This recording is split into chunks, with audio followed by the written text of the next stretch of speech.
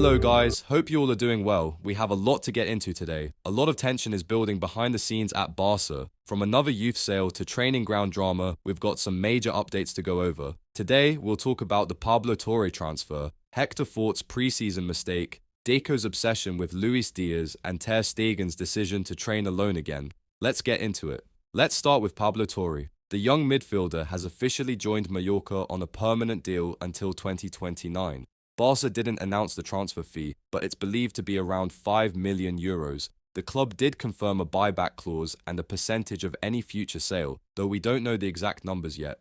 Now, putting aside the details of the sale, this is going to be a very interesting move to watch. Torre is expected to play regularly at Mallorca, and with more minutes, we'll finally see what he's capable of in La Liga. Even more exciting, Barca opens the season against Mallorca, meaning Torre's debut could be against his old team. The question is, could he return to Barca one day? We'll have to wait and see what he shows this season, but let's switch focus now to preseason drama. On the very first day of training, 35 players showed up. Only one turned up late, Hector Fort.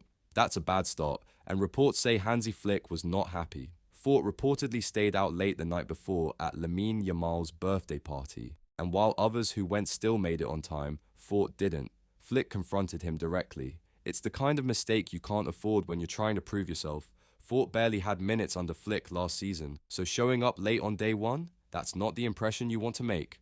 Hopefully, he bounces back quickly, but this wasn't a good look. Now let's get into winger talk again. We've mentioned Brian Zaragoza before, and now it's gaining momentum. More sources are reporting Barca have contacted his agent to check the situation. Zaragoza himself even liked a few of the rumors online. While there's no offer yet, Barca are clearly monitoring the situation. And then we come to Luis Díaz. This one is wild. Deco is still locked in on Diaz. He's reportedly not interested in other winger options and continues to push for him. But here's the problem. David Ornstein, one of the most reliable reporters out there, says Liverpool have already rejected a £67.5 million bid from Bayern. Their valuation? €100 million.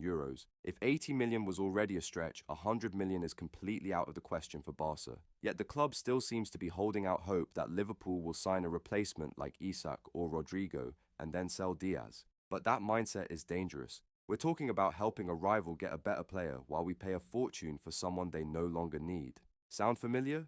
Think Coutinho. Barca can't afford this again. There are more affordable, more realistic winger options out there. This deal makes no sense. And finally, the biggest story right now, Marc-André Ter Stegen. Something strange is happening. He skipped the first training session, choosing to stay in the gym. That could have been a one-off, but then he skipped the second session too, again working alone. This was his own decision, not a punishment from Flick. In fact, Flick hasn't cast him aside at all. But Ter Stegen has removed himself from group training. There's no reported injury either. The club did medical checks and he didn't report any issues. Now there are vague mentions of back pain, but it all seems like an excuse. This situation helps no one. It's awkward for the team, for the coach, and even for Ter Stegen himself. The World Cup is approaching, and spending the season as Barca's third-choice keeper won't help his case. And here's the twist. His agent has now started exploring the market. Ter Stegen still says he doesn't want to leave, but his agent is testing the waters. He's seeing what's out there. What kind of club could offer good wages, whether a loan is possible, or what kind of payoff Barca would need to agree on? If Ter Stegen stays, this situation could get worse. He'll be isolated, unused, and his value will drop. It's better for everyone to find a solution now. The longer this drags out, the messier it gets. So what do you guys think? Should Barca walk away from the Luis Díaz saga once and for all? Can Pablo Torre prove himself at Mallorca? And how should the club handle Ter Stegen's situation? Let me know all your thoughts in the comments. Thanks for watching and see you in the next one.